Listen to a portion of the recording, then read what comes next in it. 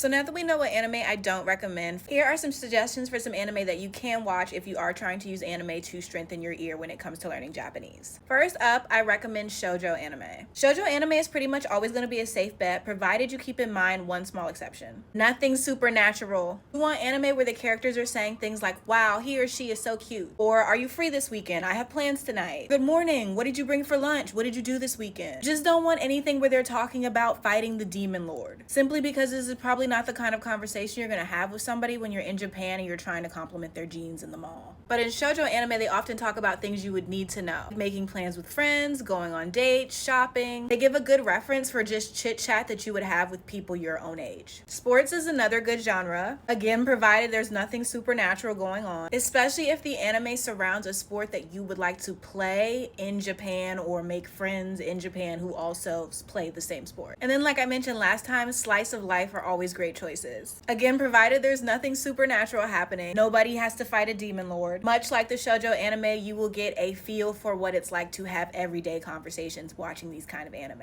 You're also more likely to get a diversified type of speech, such as informal, slang, formal, extremely formal. But there are small exceptions like this anime, Heaven's Design Team. I will call this anime fantasy supernatural, but it's really good for vocabulary because this is an anime where they talk about God's creation of the animals. It teaches you different names of animals, how things feel, like fluffy or slimy. Overall, a great recommendation for vocabulary. Just always keep in mind the big three: shoujo, slice of life, and sports. And nothing supernatural.